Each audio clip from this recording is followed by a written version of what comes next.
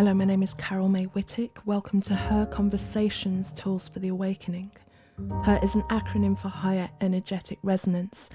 This is the optimal state to embody in order to attract our highest desires. What is the awakening? This moment in time when humanity rises up out of the darkness. Who is awakening? Each one of us present on earth today, reclaiming our sovereignty, seeking greater possibilities in our reality and looking for solutions. We know being awakened is not a lofty ideal, but a necessity. If we can transform ourselves, we can change the world. Guests on Her Conversations will speak to your spirituality, sensuality and soul. Listen to their stories and hear how they are in service to the world. Let their words in these conversations embolden and inspire you. My guest on this week's episode is Sharon Lawson, Invincibility Coach and Mentor. During our conversation, Sharon shares her perspective on the great suffering and why it is a necessary aspect for all of us to experience to achieve awakening, and also that everyone will be presented with a choice point and why it's different for each of us and how our decision will create our future. So as always, I begin by asking my guests, Her is an acronym for Higher Energetic Resonance. When do you feel you're most her? I'm most her when I'm in balance. When I have that sense of that balance of the feminine and masculine. And it's one of those things whereby I don't really have any mind chatter. I don't have a lot of mind chatter these days. And it's just one of those times where I'm just free to just do whatever, be whatever. There's no restriction on me. And part of that is just being kind of that stillness inside, that joy inside. You know, I take a lot of joy in the small things in life. You know, I really love the ordinary, the beauty in the ordinary. And so it's just that kind of sense of all is good, all is well, everything in the world is beautiful. That's when I feel the best. Perfect. And just before we get into the meat and bones of our conversation, I just want to know if you can just share with us a little bit, Sharon, about your background and how you got to be doing the work that you are doing right now. Yeah, well, it's been a strange journey because, you know, as a youngster, I did a degree in sociology. I wanted to help the world be a better place. And then I did a detour for 16 years in the world of fashion. And it wasn't very much in integrity with me, but I was good at what I did. And then I got really ill. And part of that was I was just so out of integrity with myself. And I was very stressed as a human being. And I had ME for 4 years. And as I was trying to find really just trying to find the solution to my health issues, I started down the path of spirituality. I started to look at my life with a very different lens. And I lost my work, my job, my status, money, and all my friends, actually. Most of my friends sort of disappeared because I couldn't be fun anymore, because I couldn't go out and I couldn't do many things. And I just really looked at my whole life and went, well, if I've lost everything, why don't I just start again? But this time I do it consciously. Instead of falling into fashion, instead of falling into my work, let me just try and create this consciously with what do I actually want it to look like. And so I really did sort of start again, and I sort of went back to the drawing board where going kind of, you know, if fashion isn't for me, and many times I tried to sort of look at what else could I do, and I never really got an answer. So this time I sat down and I wrote down, you know, what do I really love to do? What do people come to me for? You know, what would I do? What do I do naturally that even if I wasn't paid to do, what would I do? And I just went, well, I would just really like to help people. I really like to help people be happy and healthier. And, you know, the health part come in, especially because of my illness. And I went, is there a job for that? And I was like, actually, coaching. Suddenly a light bulb went on. So I signed up to coaching course, and 80% of my energy, so my fatigue 80% of that energy came back in when I signed up and made that commitment. And so I kind of felt like that was a confirmation I was on the right track. So I went into coaching, and then I sort of saw some of the limitations of talking therapy, because that's my intuition is starting to really develop through the coaching course, because it was really encouraging intuition. And I sort of got to this point where I could feel where the truth was in somebody's story. And I would ask questions and they couldn't see it. And I used to get quite frustrated. So like in coaching, I was really trying to help somebody find the truth that's really going to open them up to their next level. And I was like, do you know what?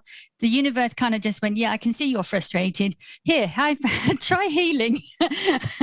And so I moved into healing. It's actually, it wasn't intended. I was just going to be a coach for the rest of my life. And then I moved into healing and I learnt quantum touch, and I became an instructor in quantum touch, which is a form of energy healing.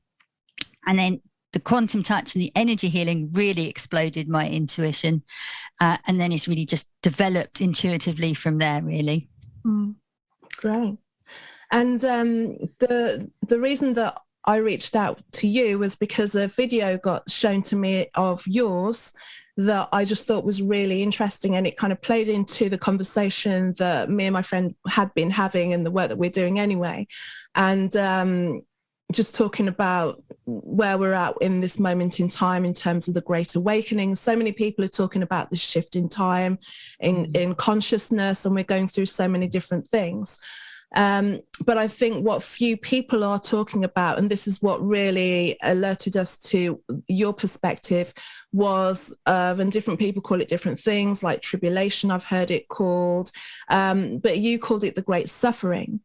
And we were like, this is really good. We really like what she's saying. And it's like, it's just a shame that everyone's kind of glossing over how we get from one side of where we're at to this glorious awakening. You know, it's like, you know, we just like quickly find out ththese things and everyone pops out the other side and it's great. And it's like, well, actually, no. Unfortunately, no. No. So I want to leave it to you to, like, in whatever way you want to lay it out about the Great Suffering and, you know, how it came to you and then that period of time, and it's all yours. Okay, so around 2020, maybe even a little bit before. So I journal a lot, and I have a guide called Elizabeth, and I'm a very, very curious person. So I'm always asking big questions, always, pretty much on a daily basis. And I'd been asking some questions of Elizabeth, and I'd been journaling, and I said, what about this? And they said, oh no, darling, it's the Great Suffering coming. And I was like, what? What is this Great Suffering? And I thought, I don't like the sound of that. And so I kind of sort of put it aside, but the thought kept coming back to me. I need to, if there is a thing called a Great Suffering, I need to kind of ask a bit more about this. And so I asked again, so, you know, what is this Great Suffering? And they said, well, there's a period of the Great Suffering that will lead to the Great Awakening. And I was like, I asked what I think anybody would ask, which is, can we just avoid the suffering and go straight to the awakening, please? And the answer was absolutely not. And I get the answer to this. So the answer to why we can't avoid the Great Awakening is that most human beings do not change of their own accord. And if I looked at my own story, you know, I was sort of in my 20s, late 20s before I fell ill. And it was the illness, it was the suffering of the illness that created the awakening, that made me interested in spiritual work and self-development and coaching and healing. And that was all impetus from the actual suffering. So they said, you know, humans don't really change, you know, of their own accord. And I was like, you know what, like now that I've gone through that suffering and come out the other end, I'm always encouraging people to sort of make positive changes, not because they're suffering, just because, you know, that's the path of awakening and all the good stuff that's, you know, in love, peace and joy. But really, most people have always come to me for coaching or healing or anything else because there is a level of suffering. So it's suffering is kind of used as a catalyst by the universe to kind of give us a little bit of nudge into evolving, basically. I have this thing where I say to people, when the universe is trying to help you and help you, you're asking questions, what do I do next, and I don't know what else to do, or anything like that, and we're asking the universe for help. The universe kind of whispers in our ear, and then if you don't hear it, it kind of like taps you on the shoulder. And if you miss that, it gives you a nudge in the ribs. And if you totally miss that, it just kicks you really hard up the arse. So I always say to people, try and go on the tap on the shoulder. And I had those warning signs by the universe about before I fell ill. And I didn't notice them. I didn't recognize them. And therefore I suffered.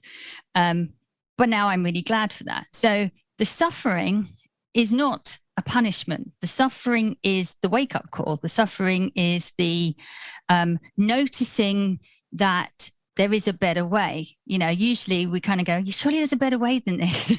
surely this isn't just how we have to accept it. This is how it is.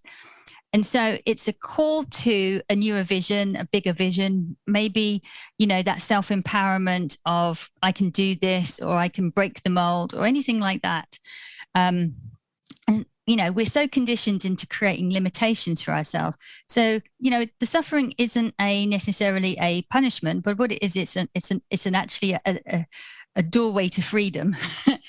So the universe says, you can't avoid the suffering. But, depending on where you are on your path, depending on your consciousness level, that suffering will seem very different. And therefore, everyone's suffering is going to be very different. You can't really identify. And I think I said in the video, don't ask me what your choice point is going to be. I don't know, because I don't know your life, but it may be quite dramatic, or it may not be so dramatic. But there will be a turning point where you ask yourself a question.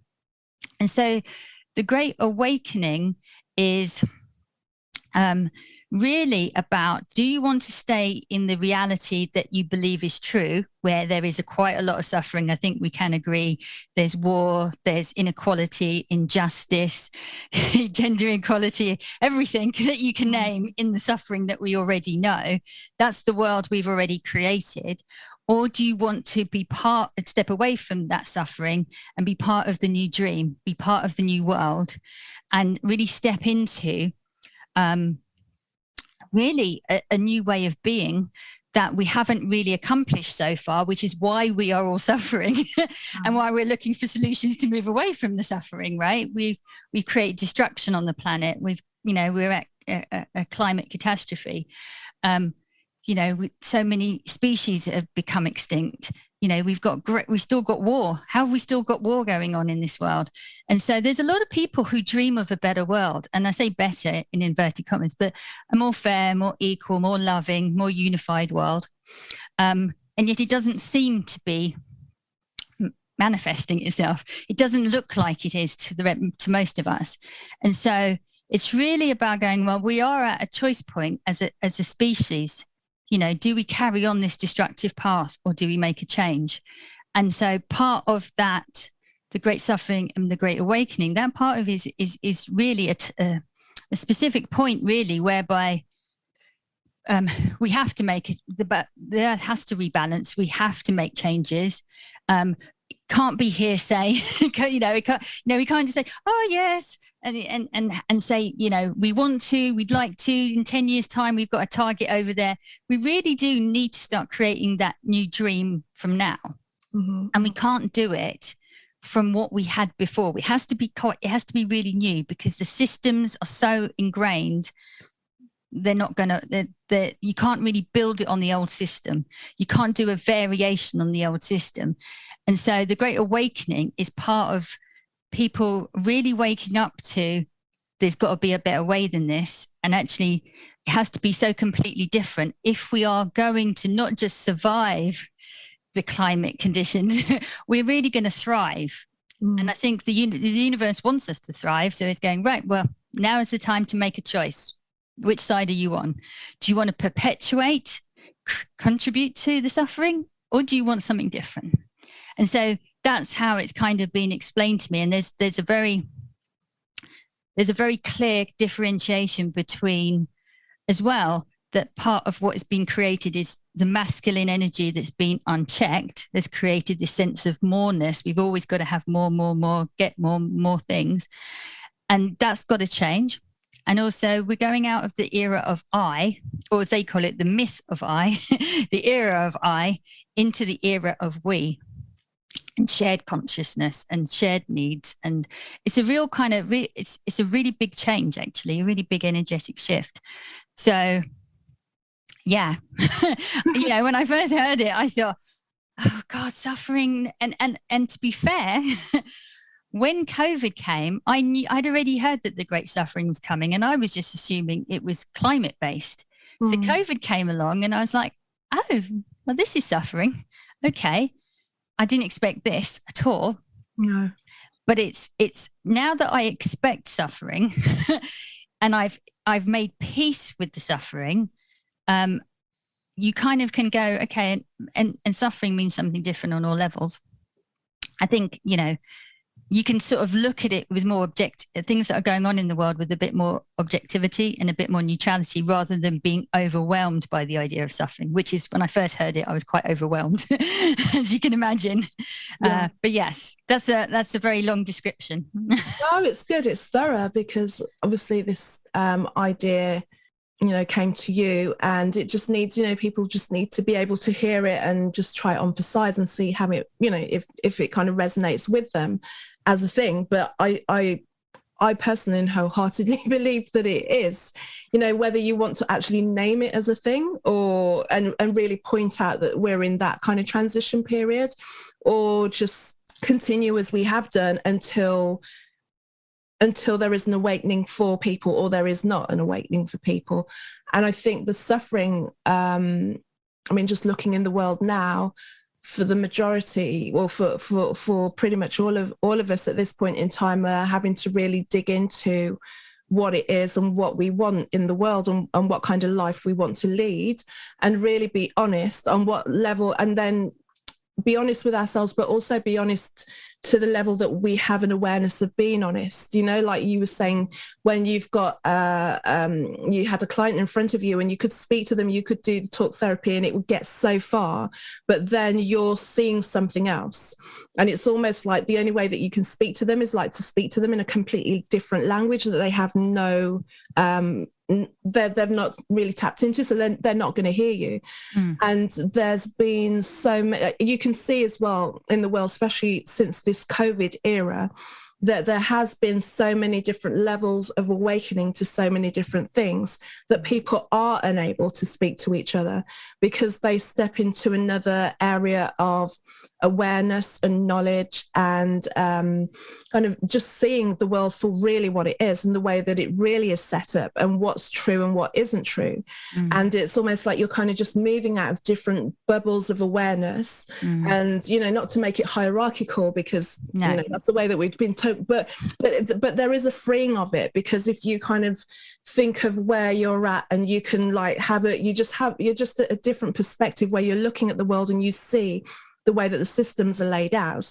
And then when you kind of pop out of that system, because there's so many like traps that will get you, as you kind of move out of it and see more and see more and see more, you see the truth. But then also it's difficult then to have a conversation about what you're seeing to somebody who's not seeing it whatsoever. You look crazy, and they get called, or sheep, sleep, all that kind of things, because it feels like that, because they don't have an awareness of something that isn't really far away from them. It's like they're living in what they can't see. It's like boiling the frog in the hot water. They're in the middle of the situation that is creating the suffering for them that they could move out of, but because they don't see anything other than what they're in, then it's what the shadows on the wall. It's like the allegory of the cave. The shadows on the wall look real, whereas people that have moved a little bit further up the cave realize it's someone actually casting shadows on the wall to make that reality. And as you continue to move up and out of the cave, you can see the whole play. But if you're still in the depths of the cave, you just see the shadows on the wall and it looks real.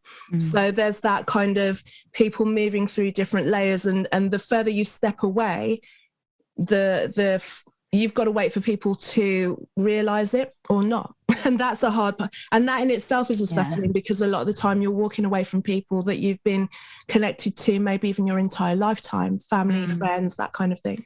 Yeah, I mean, I would say that one of the comments that I get most from clients has been, why didn't anyone tell me that this is how it worked? And one of the things that, and I just give you a very brief example, is that, so I do this process on self-worth, right? And so people assume that they may have to spend years in counseling to restore self-worth and go through all your stories and all your narratives of why you haven't got good self-worth, right? And you don't have to at all, right? There's a process I do. It's so simple and you can restore it within an hour, okay? And part of that process is just really simply saying to people, there is nothing you have to do to have self-worth. It's your birthright. If you are alive, you are worthy of everything. You don't have to do anything. But we've been taught that I have to do something to be worthy of it. And so, and this goes back to what you're saying right at the beginning of what you're saying just now. In coaching, when I was in coaching, and I would get frustrated because I can hear the truth of what people are saying, and I can hear that when they're hiding something, and I can often hear louder what they're really thinking than what they're actually saying. So in coaching, I got really penned in by the fact that I couldn't speak that. So when I moved into healing, what I realized is I can tune into someone's subconscious mind. So I get the permission of the person who comes to me, say, okay, I'm going to ask you a question. How do you feel about your self-worth?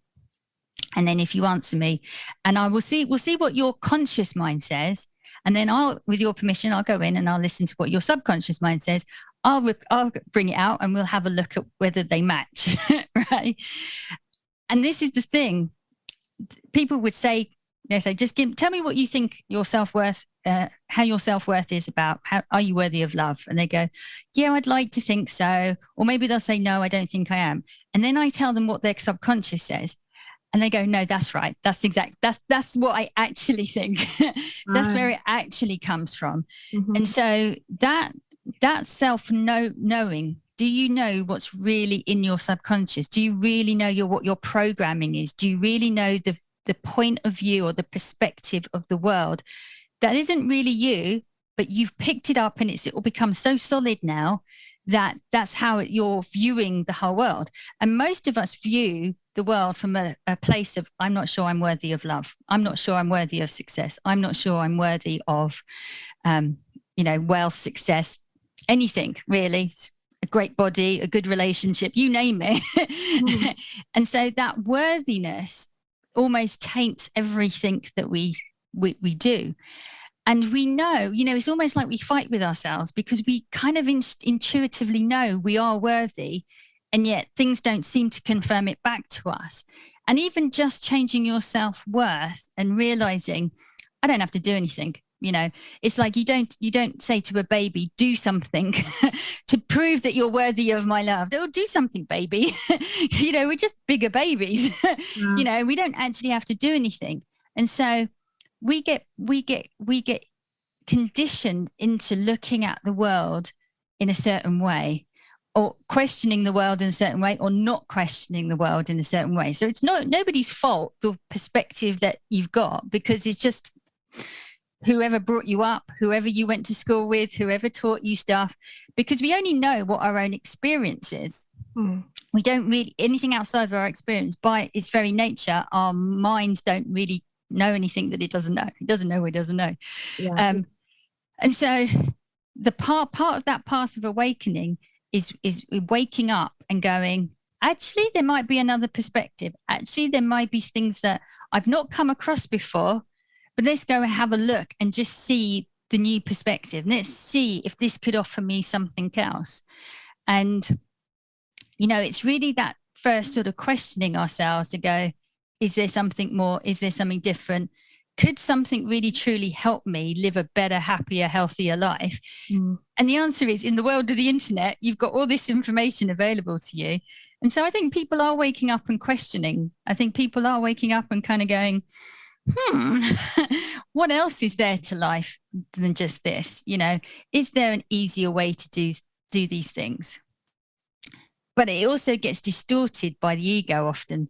And so sometimes people go off on different tangents and different paths because it suits a lack in them that gets fulfilled. And I think that's also a bit of it's an awakening, but sometimes it takes you round the houses a little bit. But then even, if you do end up going around the houses, sometimes you need to go what you perceive to be the wrong way or the long way.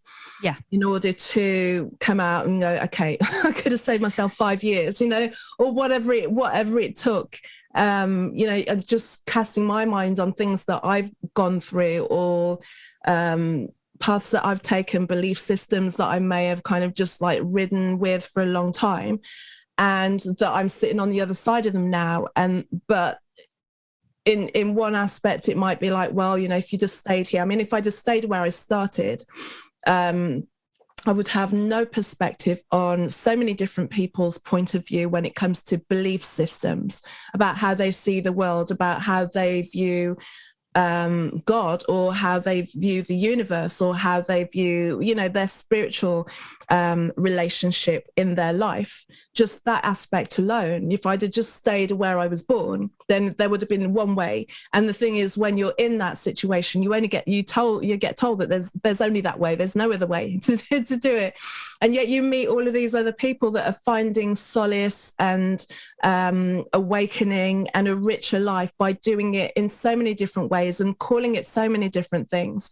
And it's not all bad, and then when you kind of come back home, like if I call myself coming back to home base and looking at what I was brought into in terms of like religion and the Bible and things like that, it's not that I'm going down any hardcore religious point of view, but I can see the perspective of it. Whereas what I do notice is people who haven't kind of gone on a journey of any kind of exploration don't have a perspective. And even though you have a belief, it's closed you in just as much as if you had no belief at all. It's just sometimes that journey doesn't really, it's not without its merit to go and just kind of trip over and bump into a few things and, get involved in a cult or two or something like, you know what I mean? It's like these are all, and you also learn about, from my perspective again, you can really ask yourself why you got drawn into those situations at that point in time. Like you say, sometimes it's about ego. Other times it's about, it's offering you something that's unhealed within yourself that you think that you're going to get from it. And you don't realize that you're not going to get it, but it kind of feels like it or it's in some cases set up to kind of draw people in that are operating from that wound. There's a lot of that happens as well. And whether you manage to kind of awaken within that and see that you don't need that crutch or you don't need that situation, then you can move past that, or you continue to get fed either by your ego or by your wounds. It's just interesting on so many different levels. And another thing that you mentioned about questioning and whether people want to ask questions or don't ask questions. I think there's so much fear as well right now about asking questions. And you're getting so demonized for asking questions. Just a simple question is just rattling everyone's cages, from the power structures down to just people being within the same peer group or family group, just going, well, what about this? Why not? And that in itself is, if you're in a state where you're not able to have a discussion around a question, is that's showing a level of unawakeness within the group or within other people, that they don't allow people to just kind of like scratch their head and think why or how or what if. And I think you've touched on a really interesting point here. And I think that part of that exploration and part of that exploring different perspectives is a bit of a practice in non-judgment and acceptance. And part of that path is to kind of go, well, this is the identity that I currently have. This is what I've been told, or this is what I've created for myself. But then when you open yourself up to different people and groups and experiences, that opens you and expands you into like a new awareness. But in order to expand you, not to just go somewhere, come back and you're the exact same person than when you left, right? It's like I went on holiday, I drank some wine, I ate some food, I've come back, that was a nice, put that away, and now I'm still that same core being. And it's whether or not you allow your experiences to change you. And most people are quite fixed in their identities. It gets created in childhood. They think this is just who I am, and then that never changes. And I think part of that awakening is kind of allowing your experiences to change you and open you up to different ideas, but also to just really question, is this identity serving me? Is this really helping me? And so when we end up in a conversation, and I think human beings really struggle because we're talking one identity to another identity.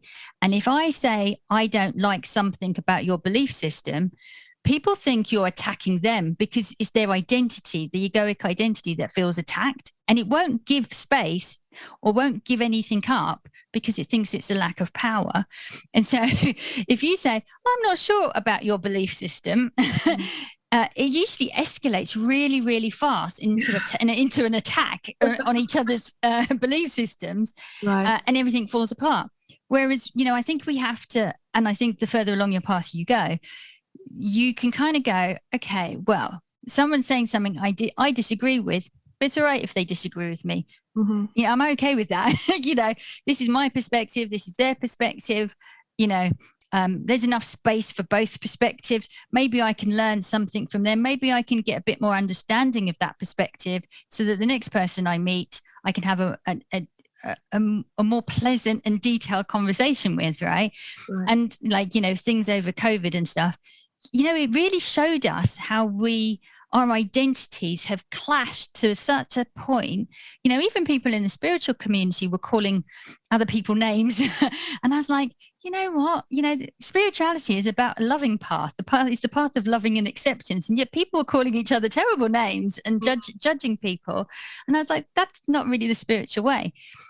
But this is the thing. Identity is so strong in so many people that it feels like a personal attack. And then the ego says, I cannot allow this to stand. And it attacks back and then it turns into a power dynamic. And when you're in a power dynamic, nobody wins really. It's just who uses the most force. And usually it's the force or the aggression of a conversation that eventually overpowers the other, rather than, really realizing that true power is actually about going, there's enough space for all of us, right?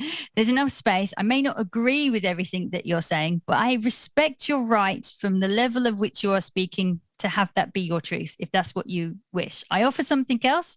If you don't want to pick it up, then it's not the time and the right place for you to pick it up. And that's okay, right? Rather than thinking, I have to change your perspective so I can win, which is a very masculine energy. Oh, I must win this conversation. I must win this battle. They must come over to my point of view. And I think, we should be able to get to a point where we have a discussion. And if someone gives you more information that is valuable, you can go, actually, yeah, I can see the truth in that. That's okay. Yeah, okay, maybe I'll move over a bit towards your side now. And we have so much division in society around basically the identities that we've created.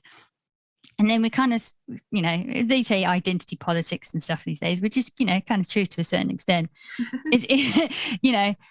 We are all just, it's really not even our humanness that is talking. It's our identities that are talking, and our identities are created by the ego mind. So it's our egos who are fighting with each other, but if we met on if you're just meeting someone on a human level and sharing food, or just doing something nice with them, we're not really in conflict with one another. Just when these identities get triggered. food though, you know, have you ever met a militant vegan? That's true actually. But again, it's because it's an identity as a vegan, right? Yeah. And you know, I've like had my moments of like having, you know, going through and being quite vegan about things, and then more vegetarian, and you know, because I meander. But I would like to think that I was never a preacher of my way of being.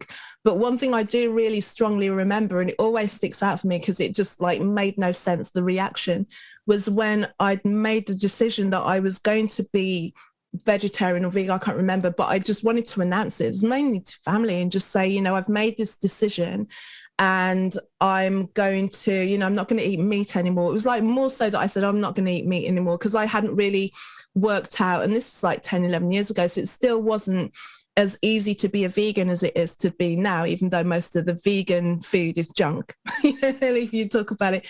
But the reaction was surprising to me because it was the response to it, or it wasn't even responding, it was reacting. It was just like, oh well, I like meat, and suddenly everyone started telling me about their diet and what they were doing and what they liked and all of these things, and it was like, isn't this bizarre? It was just that I didn't understand how me making that change and deciding I was making that change and sticking by it, and announcing it, I think was the unusual thing, because sometimes like people just kind of squirrel away and make changes and not really kind of make a big thing of it. But I just thought, you know, there's always, you go to these like family events and there's just like piles of stuff, and I just don't want to go into this conversation every time I meet someone else. It's just easy to go, let me just say this right now, and then it's done and you heard me, and if you want to trip up on it, it's fine. It just showed how everyone took it personally. It was almost as if it was a personal judgment against them, that I was saying the way that you eat isn't good enough for me, and I'm going to make this decision because I don't like your decisions. And to an extent that's true, but it wasn't personal. It was just me going, the decisions that you're making about what you're eating is not going to serve where I want to go in my life. Mm. So I have to kind of move away from this kind of cultural idea of this is what we eat, because I'm looking forward down the line. I'm looking at people that have spent their entire life eating and living this way, and the outcome isn't good. So I've noticed that people live in a different way and they get a completely different outcome, and I'm more aligned to that outcome. So in order to kind of get that outcome, I need to make these changes, because this seems to be the resounding kind of thought in, if you eat well and kind of like move your body and cut out all of these things, then you can move into your middle and later life with ease and with health, as opposed to all of these things that we've assumed were genetic and hereditary. And it wasn't that they were genetic and hereditary, it was the habit that was bad, that created that kind of pattern that looked like it was a hereditary thing. And I went, I don't want that. I don't want that for myself, and I don't want that for anyone around me, because it's not, when you're unwell, it's not just about you. It's about, it creates a bigger circle of pain than just what you're going through as well. And I didn't want to be the cause of that for myself or other people, because I'd been on the receiving end of that. And I just thought, how can I make things different? And it just created such a ruckus that was just like, wow, you know, that's why I can still talk about it now, because it was that astounding to me. Well, it's funny, because I probably was a judgy person when I've been vegetarian for 30 years, and I've been on the other end of vegans telling me, oh, well, you would say that because you're a vegetarian, not a vegan. And I was like, listen, mate, I've suffered like no food on menus and, you know, around the world for like 30 years. I paid my dues, right? Just leave me alone.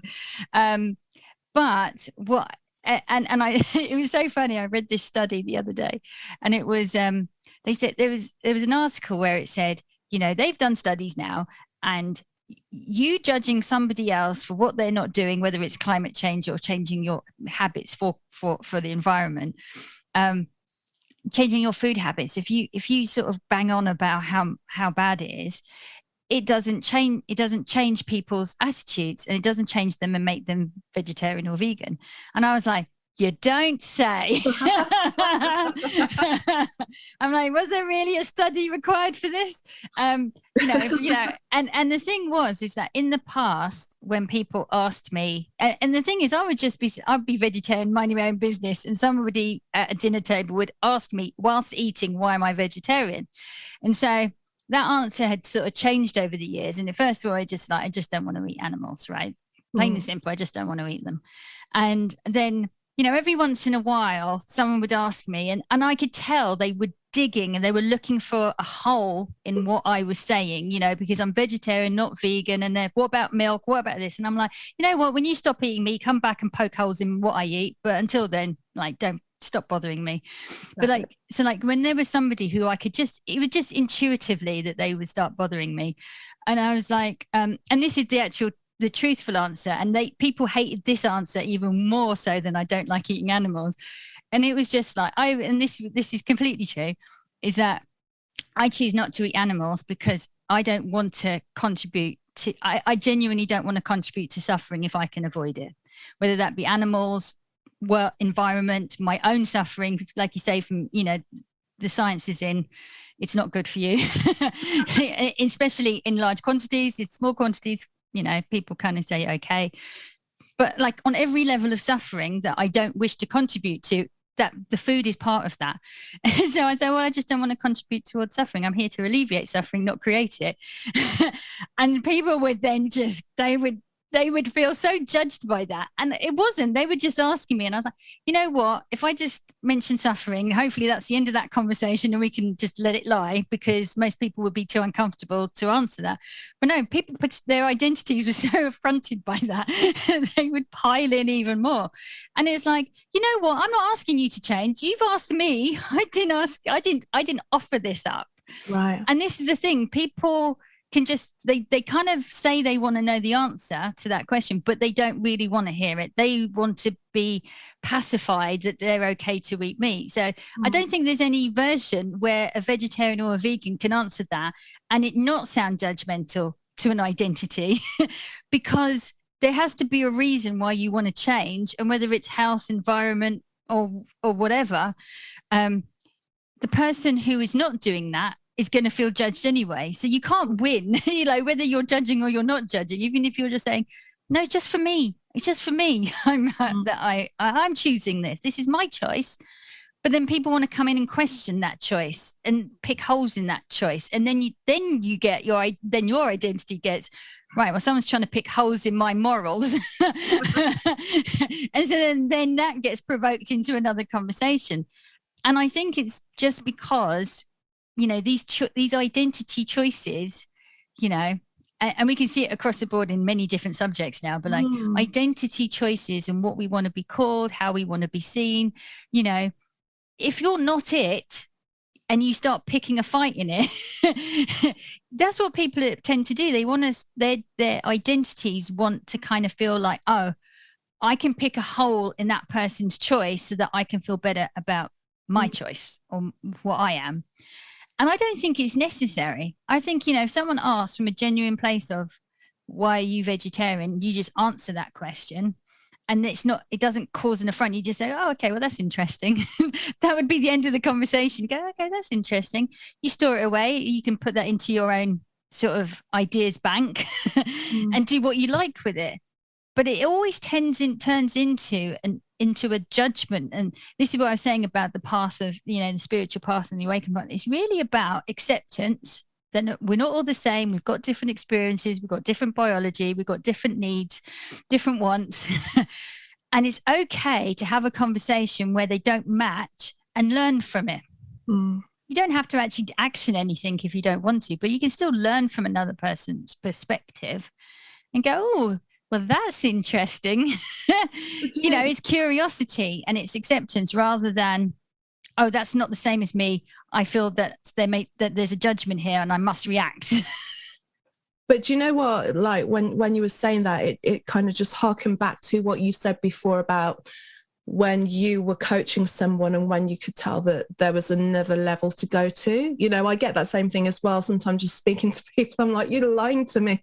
It's just like, you know, and I used to get really, really affronted by people lying to me when after a while, if I had to kind of remain around them for any long period of time, I realized it wasn't me that they were lying to. They were lying to themselves, you know. And once I got myself out of the way, once I got my trigger out of the way, it was like, actually, you know, that's probably more of a world of pain than me getting upset. It's like they're living in this delusion that they're having to completely keep creating this delusion, hoping that people won't notice that they're lying to themselves. But, you know, anyone with two firing brain cells, kind of after a while, you kind of put the things together and go, something's not right there. I can see that they're lying to each other. But also when it comes to saying something, you know, about anything, and we just stick with the diet for now, you know, saying that you're changing your diet, that you want to be vegetarian or vegan, and other people getting really triggered about it, is on some level, and it's not about whether it's right to eat meat or not, or that's not the conversation here at all, because there are people that thrive from it. There are cultures and communities that is their staple, but they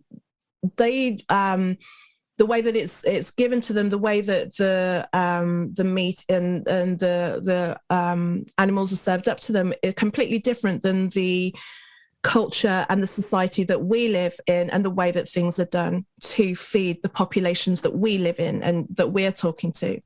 And that is, you know, it doesn't really take much to kind of see what goes on to create that.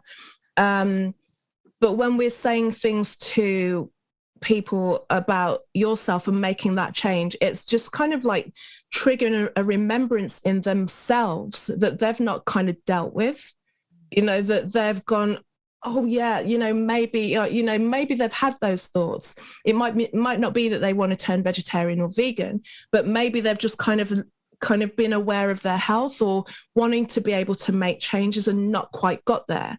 And then they meet with somebody that then has made those changes and it's actually got to the point where they've made the change enough to announce it. So they're even more, they've made that decision within themselves. They've kind of set together a discipline and consistency with it and the confidence to actually bring it forward. That you're reminding that person that, oh, I was thinking about that. They got there first. The same thing would happen with people who, and I remember having a conversation, this is a long, long time ago, with someone that she lost a lot of weight, a significant amount of weight, and how it just like triggered the hell out of everyone around her. Man, woman, husband, family, just like, you know, instead of seeing, you know, you've gone and you've like, losing weight is not easy. And for someone to get on that and really just kind of like take their health into their hands and then starting to look happier and healthier and sexier, you know, and vibrant and all of those things. And you've seen someone that's like taken one of the hardest things that it is to do to really take on board all of the triggers, all of the things that made you kind of be comfortable or create that weight around yourself, because it's never just about food, you know. So that person has really gone deeply into their psyche and really done some healing and then has got a testament to it that shows the world like, look, you know, I've done it, and how it just really pulls up some stuff in people that they're not able to, you know? Yeah. And it's so funny because, so for example, if I was to say to somebody, this is a true fact anyway, right? So one of the things that I've been listening to recently is about the absolute essential nature of breathing out of your nose rather than your mouth. Mm-hmm. So if I said to you, I think you should breathe out of your nose rather than out of your mouth, it doesn't really create an identity crisis, right? There's nothing really around it in identity. I'm a nose breather, I'm a mouth breather. Some people say, I don't find it comfortable. And then you go, well, you know, if you try, it's nitric oxide is found to be so important in longevity and health and everything else. It's really new understanding. People wouldn't end up with an argument over it, right? Because there's no real identity base around sleeping, right? Or sleeping at night. But with something like what type of food you should eat, there's a lot of identity around it. Now I'm vegetarian. There are native communities that eat meat and they eat certain animals that I would prefer they wouldn't. But I would never stop somebody from eating what they traditionally would eat if you're doing it consciously. And what you're talking about as well is this, if someone has made a conscious choice and it's a hard choice and it involves, not just willpower, but really conscious choosing, like on a daily basis, because they see a different version of themselves and they want to be it, or even a more authentic version of themselves, and they're trying to return to that place. It stirs up things in people. And I would say most of that is in your shadow. So people don't even realize that they feel something until it gets triggered. and it's from their shadow. So they don't really know it's there until it turns into something. And, one of the things about shadow work is that you don't really know it's there. And so like I went through a phase of just like going through my shadow and just saying all the things that you wish someone didn't call you. So, lots of people have, if someone called, what's the worst thing that someone could ever call you? Right. That's basically the starting point. Right. And then you can kind of see that those things, if you just take ownership of that, and that's part of like doing the shadow work sometimes. So if you take ownership of that, so it's also about taking back words and language back as well. If you can just find within yourself the acceptance that the only reason it triggers you is because there is some part of you that is scared that that's true, or some part of you that has judged that part of yourself. If you can then accept that that is a part of you and that is something within you, that trigger then goes away. Mm-hmm. So then you can say, when someone says like, oh, you're a terrible person, or you're selfish, or you're a slut, or you're whatever it is, the worst thing you can think of, you can go, yeah, I think I probably am. Thanks for noticing. and then it dissolves all the argument that you would have, or the hurt you would have had, and the emotional stuff of it. And so it's really about, again, it comes back to accepting the parts of yourself without judgment, that you can kind of go, yeah, okay, I'm a bit of that. And that finger pointing, that the need to blame someone else or judge someone else slightly disappears, And I went through one, and one of my big ones was because I had been ill and it had been fatigue based and people didn't really understand it. Now there's long COVID as well. So people are going, oh, fatigue, that's terrible. It's like, yeah, thank you for noticing. 10 years later, thank you for noticing that fatigue is really debilitating. But so I had lazy. I had the word lazy, that was the trigger, or people inferred that I didn't work hard enough. And so you just have to, once you accept that we're all a bit lazy, I can be lazy at times, and so what? It's okay, it's like, I also work very hard at times, but that's not a trigger. So therefore you just accept the parts of you. And when I did this process, and I do it when I run courses as well, it's like people absolutely hate this process. And I say to people, it's like ripping off a Band-Aid. You will squirm internally at the having to accept a part of you that you would absolutely not want to accept. But the minute you get to the point, and it takes seconds to get to the point of, oh, okay, I am that and I'm fine with it. It removes so much conflict in your life. You'd reach such a level of peace whereby you can kind of go, okay, well, I'm a bit too, you're it too. Okay, we're all fine. And this will move on, right? And you stop taking people's judgments like personally. Right. And you realize it's a projection in the same way that you project stuff onto other people from your shadow. Mm-hmm. So you don't want to be known as selfish, but you can see selfish in others, right? Well, when you turn it back into shadow work, you go, okay, well, I must also have a level of selfish, right? Even if you think, your mind will say, oh no, I've never displayed any selfishness. No, those people over there are selfish and I'm not. But as soon as you just acknowledge that the only way it can be triggering is if you are it too, and you accept it, all judgment goes, all acceptance is replaced by acceptance. And then conflict is really hard to start when you're in a place of acceptance, right? All triggers are gone. And it's like, it's these parts of ourselves that we've judged. And once you accept it, it's like, yeah, okay. You know, and I think that's what people really struggle with. So I have this thing when I do the course, and it's really funny. It is genuinely one of the funniest things that I've ever done to myself, if you like. And that was that I really have a dislike for the Kardashians, right? So I find them quite damaging to women's psyches, right? And I was saving it for this shadow class to give it as an example, but I thought it's winding me up so much. I'm going to have to do the shadow work before the class, and then I'll just tell everyone that I did it. And so I said, well, what is it that I don't like about Kim Kardashian? And I was like, she is a selfish, psychopathic, blah, blah, blah, you know, damaging to women human being, right? Just short version of that. It's a very long sentence. And I was like, but it's in my shadow, right? So therefore, I then had to say, I am a psychopathic, blah, blah, blah, whatever, human being. And just in saying it, right, it neutralized.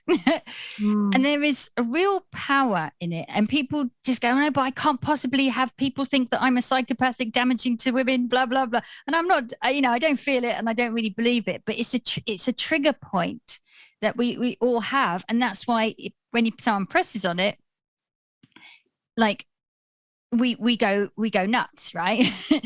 And so it's just a self-healing tool. Actually, it's just to acknowledge the things that trigger you. It doesn't have to be that you have it in you, but it's a fear in you. It's a fear that maybe I don't know everything, and I'm sort of helping others. I don't want to be damaging. I want to be healing, which is why it's a trigger point, right? So as soon as you just say it, you're like, oh, all right, I'm all right then. Okay. Go ahead, Kim, do whatever you want to do. The recognition is part of this work, is just the recognition that you can't change anybody. You've got the universe has set it up that you can't physically change anybody because we've been given free will. All you can do is be an example. And if they wish to change, they can look at you and then say, how did you do it? Perfect. But you can't change any other human being. I'm not going to change Kim Kardashian with a judgment. I'm not going even if I sat down with her and explained to her how her behavior is deeply damaging, she probably can't hear it, see it, or receive it. I'm not going to change her through my judgment. And the sooner we realize we're not going to change people through judgment and we just come into a place of acceptance, we'll be in a much more peaceful society.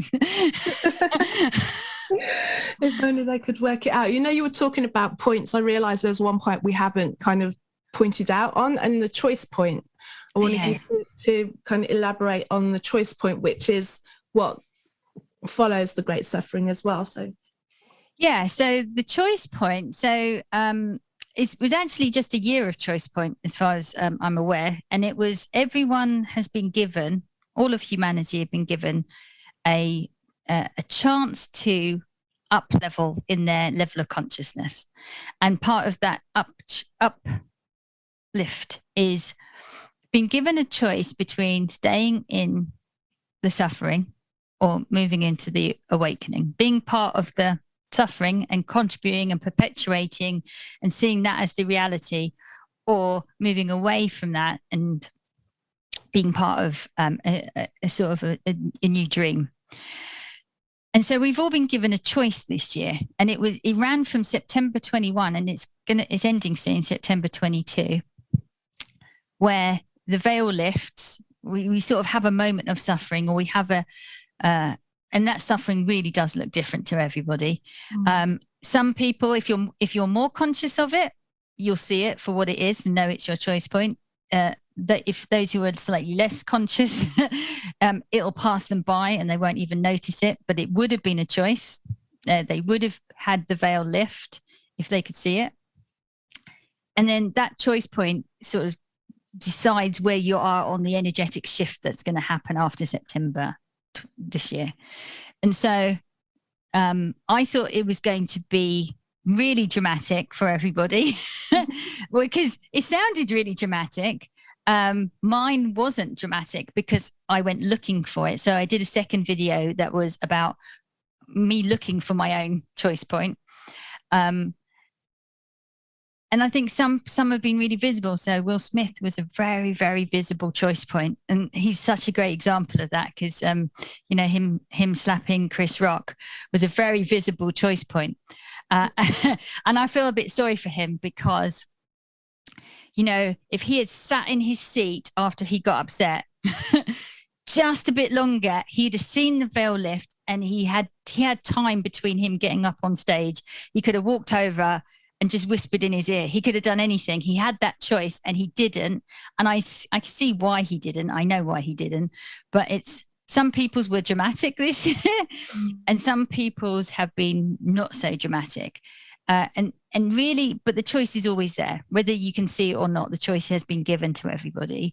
And the reason why it's a choice is, as you can imagine, the whole basis of human will is free will is based on choice. Your life is made up of millions of gazillions of choices. And we have these points in our timeline. So I asked the universe, because I'm asking lots of strange questions constantly.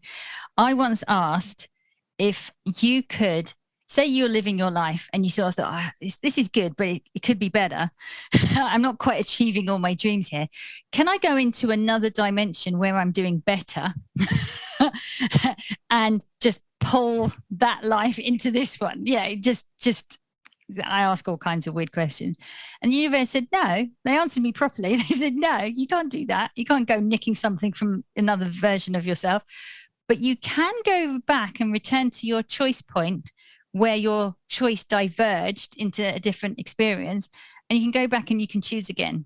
And so these choice points are in our life. It's like in our timeline of where we've made choices. Now we make millions of choices on a daily basis. Even not choosing is still a choice. Non-action is still a choice. And so we make all these choices. And so the universe has given us a choice. Can't force anything upon another human being.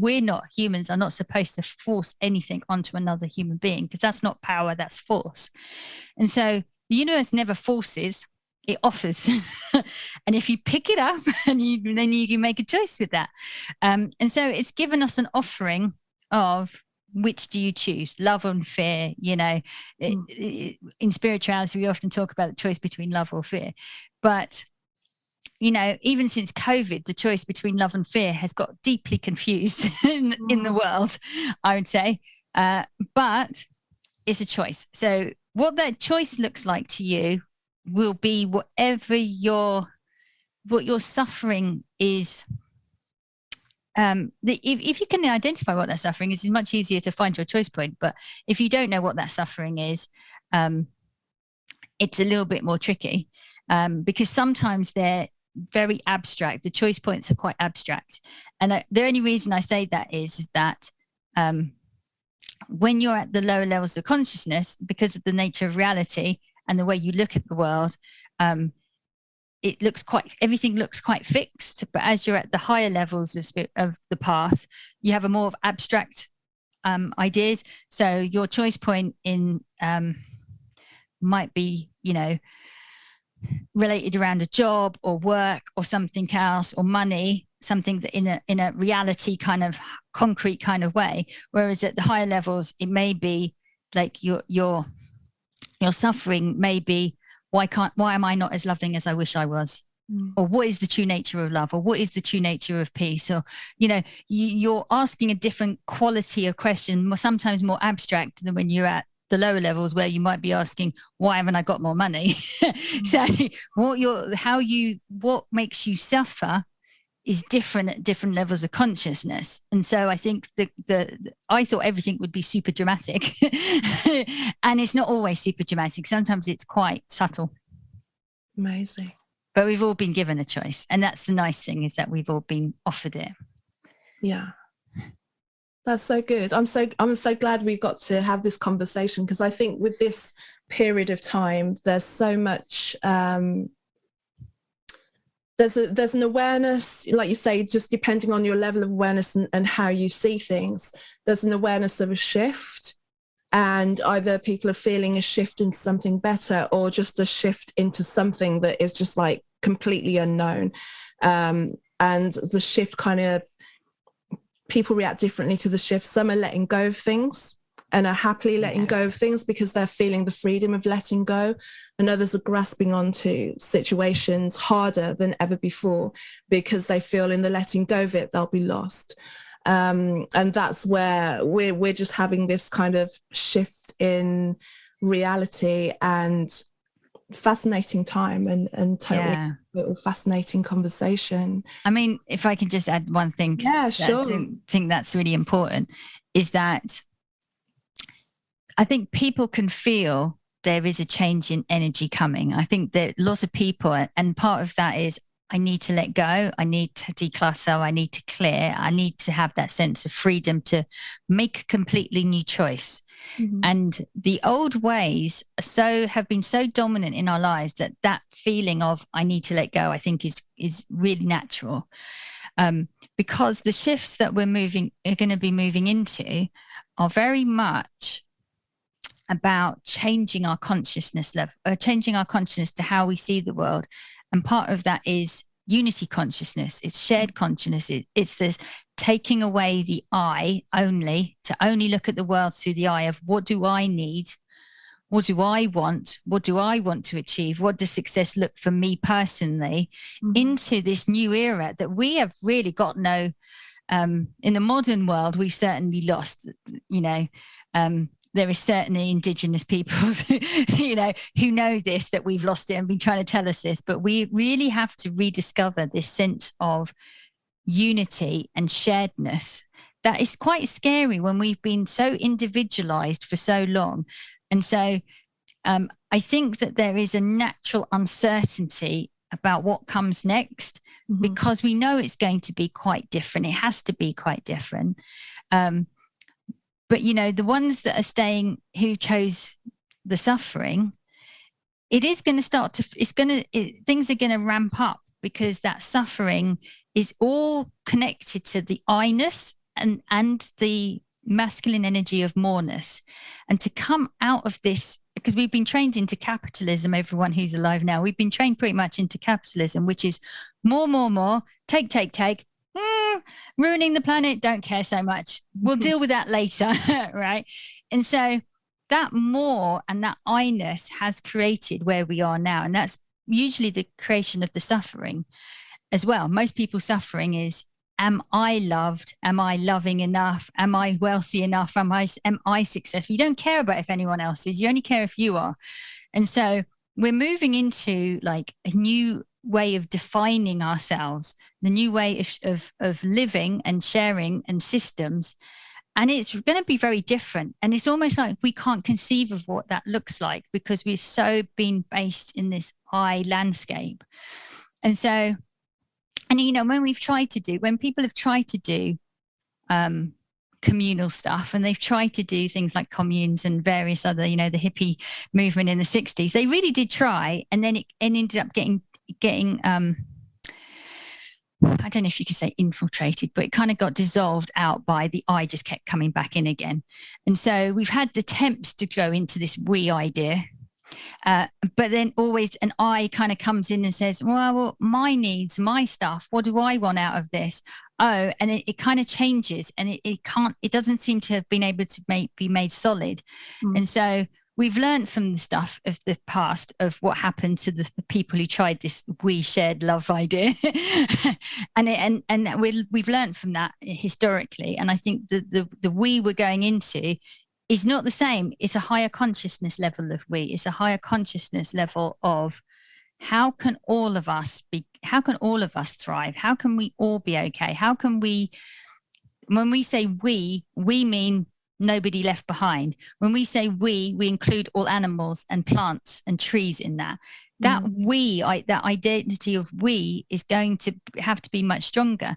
And it's quite interesting, because I was reading in the William A. Meader book, Supernova, that the age of Aquarius is the age of group consciousness. It's the collective. And so this consciousness shift is towards a collective. And that scares the hell out of us. Yeah, but the thing is, it has to be done in a way that is for the good of all. So this, we're on a real precipice of going into this like all for one and one for all. But it can go either way. It can go into a loving way, or it can go into a controlling way at the same time. And we are seeing the battle for it going one or two ways. My personal view on the way that is happening right now is, for those who are not consciously looking at where it's going, will go into the we that is very much controlled. So it will feel like all for one and one for all, but it will be of a very controlling nature, and not so much necessarily about a kind of like a love, but more of a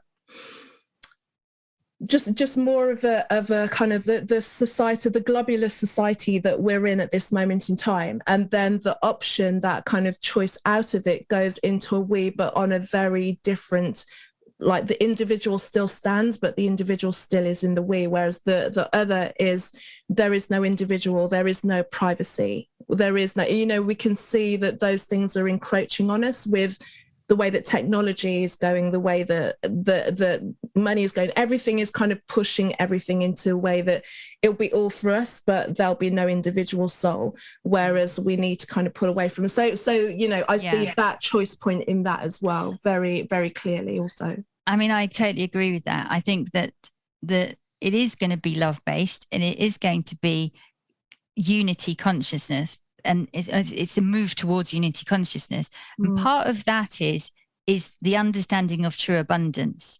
And I don't think we understand true abundance fully yet. And that is that we don't need to take from something in order to create abundance. We don't need to fulfill a need because the needs being fulfilled that capitalism has filled comes from a sense of lack, not abundance. We're lacking something, we must get something or do something to fill that lack. And so abundance is no lack. It's abundant. And so I think that's part of the training, if you like, for the new dream, is to really work on where we feel there is lack. So it doesn't need to be filled by anything else. It's just abundance. And part of that as well is that I think you're right. There will be that total different understanding of what we means, an ego version and a non-ego version. And part of that is we're moving out of ownership. And people have come to me for life purpose and soul purpose, and I've seen it the most clear in those who are doing artwork, and I've seen it in artists as well in the last couple of years as well. And that is, we're moving away, and this is just an example to sort of get my head around it as well, was that people produce some artwork like a painting, you price it, somebody buys it, you make money, that's the end of the transaction. Or it's in a museum, you go see it, and that's it. And art is moving to being experiential. It's about going. You can't own it. You can only go and experience. You pay to experience it, but you can't pay and take it away with you. You can't if you've got millions, you can own it, but only if you've got millions, you can own it. That level of ownership is going to disappear. And we're going to have this idea of, we don't want to own it. I just want to experience something, and I'm going to experience it with other people in the room. And that is the joy. That is what I'm paying for, is that experience with other people, the unity of us experiencing it. And I've seen some great artists who have done paintings, and no, they're creating installations for people to experience. And I think that is also terrifying to capitalism, that ownership is going to go down.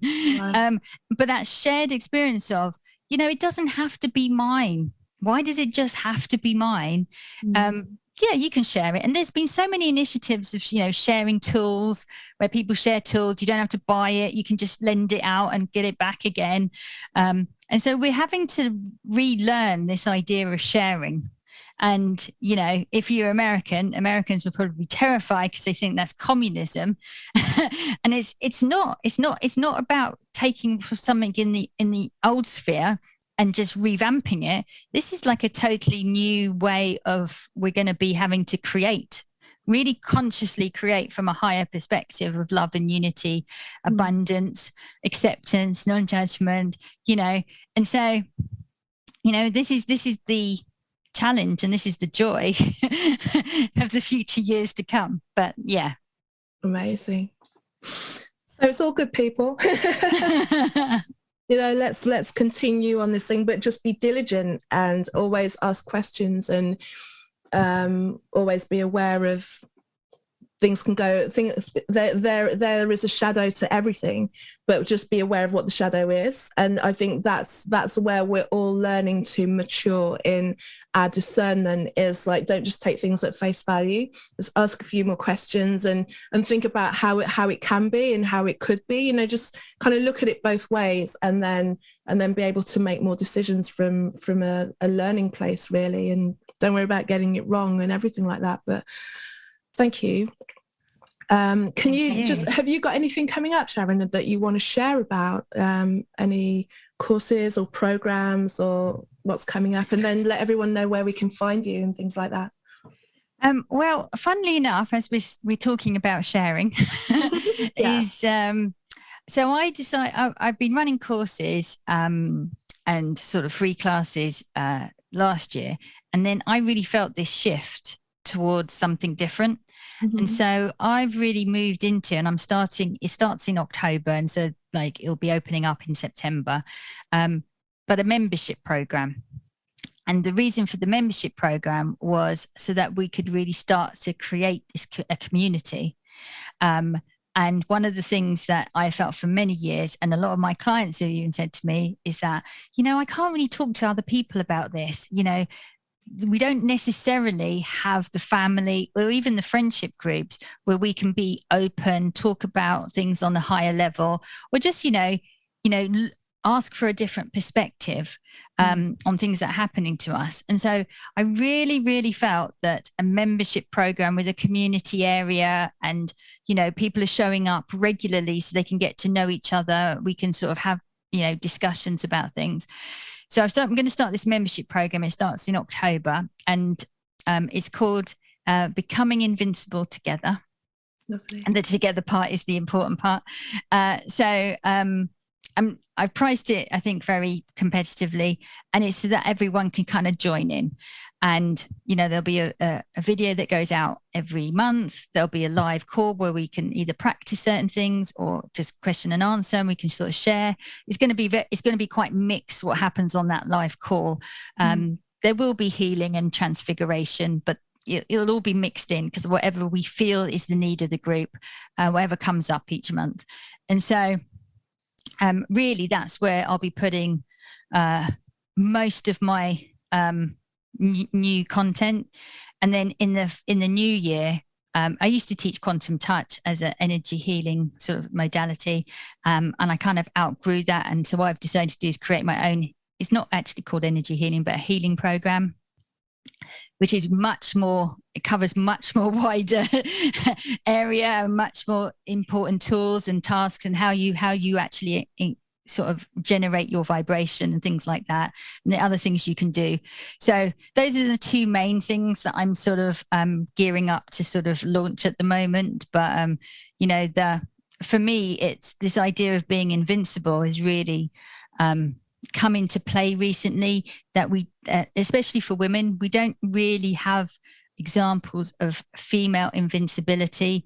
It's all about, when people think of invincible, they think of the masculine version of, armies and the rigidity that is masculine. And actually it's really important for the masculine feminine balance that we understand the power of the feminine, which has been really subdued, and the power of the feminine, and just being able to find, like we say, there's a lot of destruction in the more attitude, and it's really about seeing the power and the beauty that's within us, in that is actually on the feminine, and then therefore balancing that out. So it's really about that sense of we're both of these things.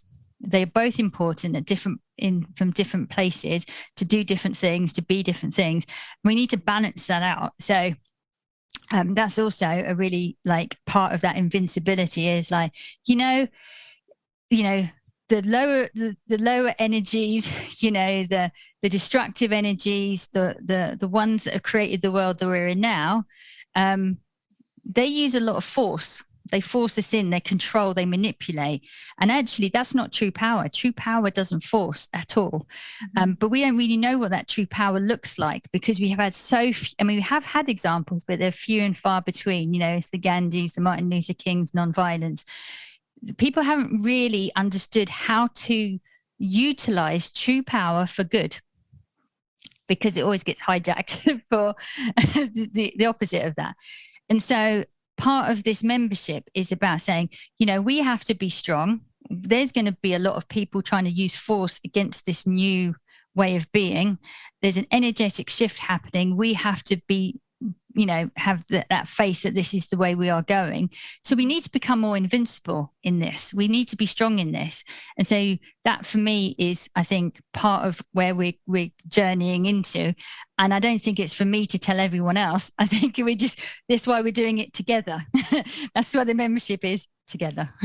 Cool. And so how do we sign up? How do we find out about that? So there's nothing available right this second. It's coming up. Have you got a mailing list or a website where people can check you out? Yes.